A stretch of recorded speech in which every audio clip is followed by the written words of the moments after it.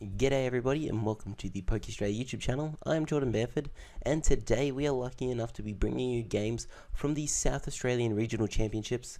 I'd quickly like to thank the Hobby Matrix for hosting this event and allowing us to record.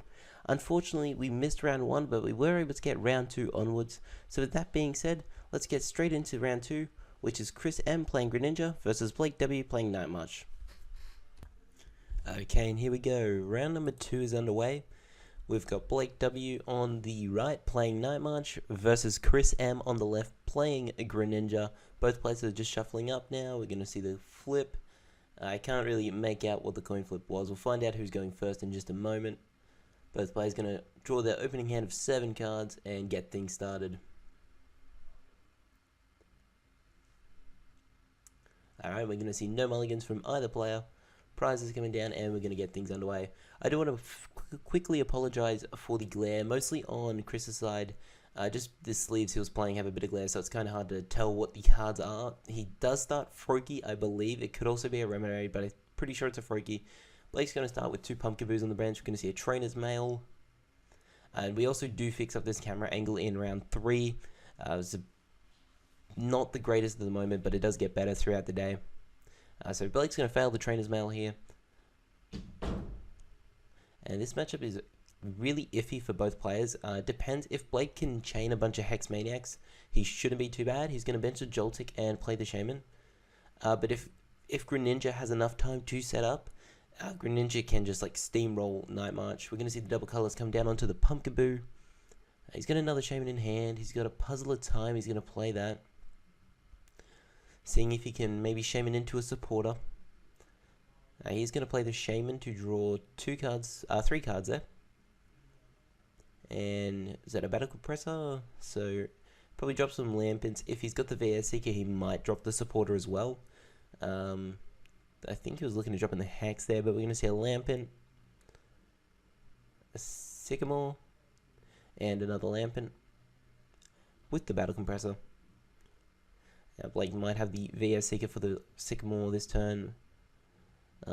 I don't really know what's in either player's hands. It's a bit hard to see from this angle, so we'll just have to find out as the cards are played. We're going to see the VS Seeker for the Sycamore that's in there. He's discarded a couple of things. I think there's a Puzzle of Time there. I can't make out what the other cards are. I don't think there's any Night Marches discarded with that though.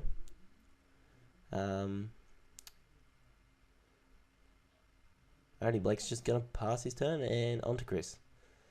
He's definitely want to get some basic Pokemon down. We're going to see 2 level balls. Now he can take a wide number of cards here. He could take another Froakie, which is probably in his best interest to take that. But the second level ball can get him either the Jirachi to stall a bit longer, or the Remoraid if he needs to draw more cards. So it just depends on his position, what's in his hand.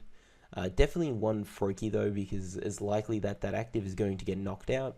Remoraid, if he's got the Octillery, is going to allow him to draw a bunch more cards next turn. If not, Jirachi will allow him to stall out a bit, banking on Blake not having the Lysander or a way around the Jirachi. And I think he's debating the Jirachi at this point. He's just going to make sure what's in his hand. We're going to see him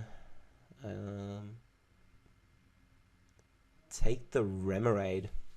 So if he's got the Octillery in hand for next turn, this is probably the best bet. I'm assuming he might not have a supporter, seeing as he didn't take the Jirachi, and he's just taking this Remoraid in case he can get the Octillery down and start drawing some more cards.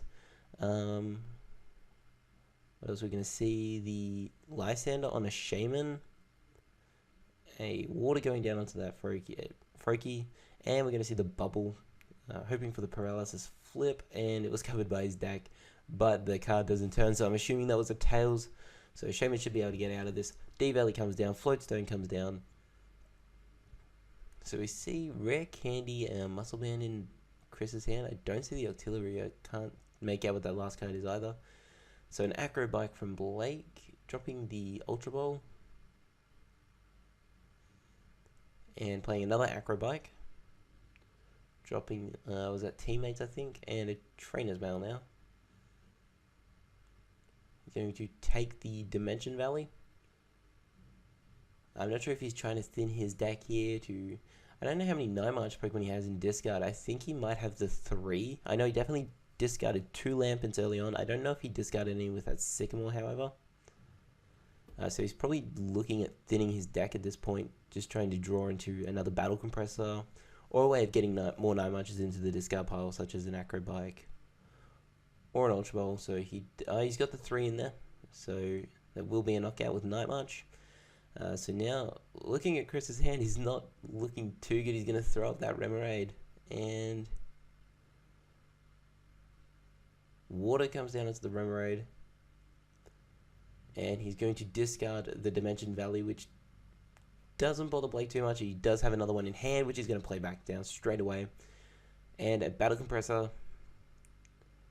So Chris is really going to be needing a fantastic top deck next turn, otherwise he will lose game 1.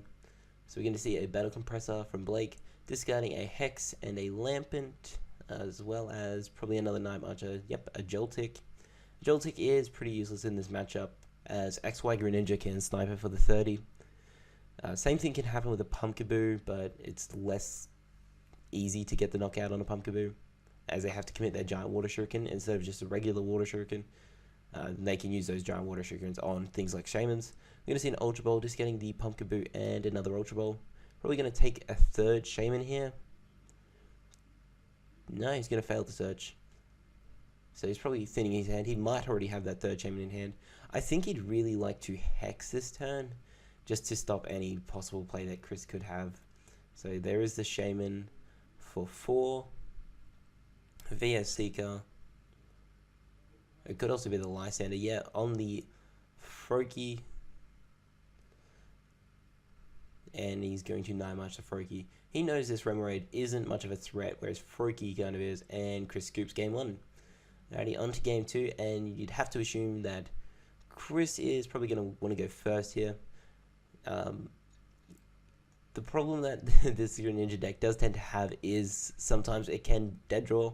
It's very reliant on getting turn 2 at the latest Frogadier down to start using that water duplicates. Chris does play a couple rare candies in his list just in case, which isn't too bad. But you did see that he prized 1 Frogadier and a Froakie, as well as I think it was a couple of water energies. I can't remember too much that was in there. So both players are just going to shuffle up here, get ready for game 2.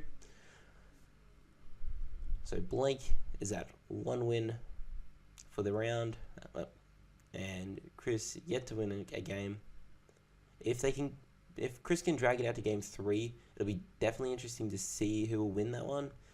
Because Blake would probably want to go first, and it's such an iffy matchup, this Night March Greninja match. I've seen it go either way on both parts. If Night March leaves the Greninja player enough time to set up, they can just steamroll the Night March player and discard it's so easy to knock out Shaymins, it's so easy to knock out their attackers. Greninja can just do all of this with just an ability. It doesn't even need to attack to get a lot of knockouts. So both players are going to draw their hands of 7 cards.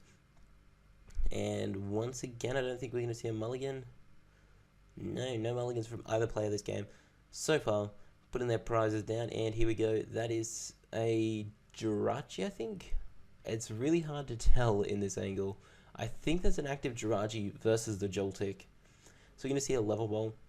It kind of sucks for Chris to start with the Joltik as well, because unless he wants to commit the AZ, that Joltik is staying on the field for the entirety of the game, until it's knocked out, of course, which is going to be an easy prize for Chris to take if he can get that XY Greninja up. So we're going to see a level ball for the Froakie. I'm almost certain that's an active Jirachi promo, which can use Stardust if it survives the shot next turn, but I doubt it will. It's only got the 60 HP. Chris debating where to put the water energy.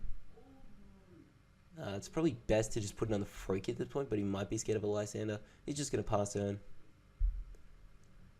Again, not starting with a supporter, which is unfortunate for him. Now, Blake is going to bench the other Joltik. I'm not sure if he just does it in case. His hand's not very good. He might just need it, just in case he can't get anything else down. Better to be safe than sorry. We're going to see a Battle Compressor getting rid of a Lampent. Probably another Lampert and a supporter of some sort. No, he's just going 3 Lamperts by the looks of things. So he might already have the Sycamore or a Judge or something in hand.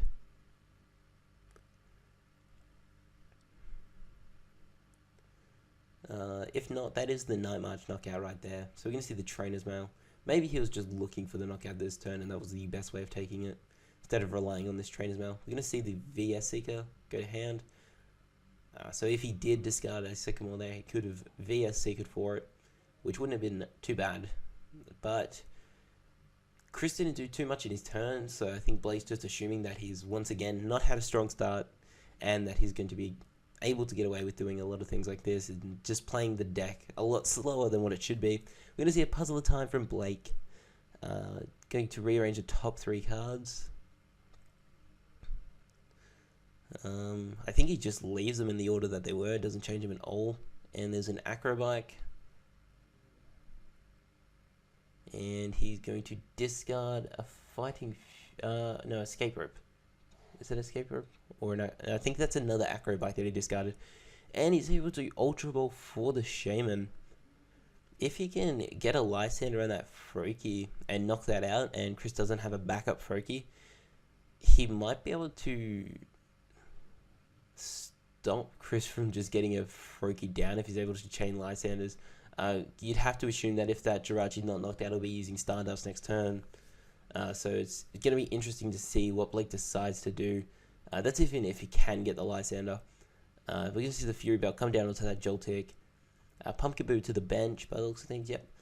And another Ultra Ball, discarding a Joltik and a Sycamore, I think, for the second Shaman of the game. So, by the looks of things, Blake is definitely digging for something. I'm not too sure what. Maybe he is trying to target that Froakie down. Knowing that Chris doesn't have another one on his bench, he only used 1 level ball last turn. Even if Jirachi is able to Stardust, it doesn't do any damage to Joltik unless there's a Muscle Band, and then it only does 10 because of the resistance.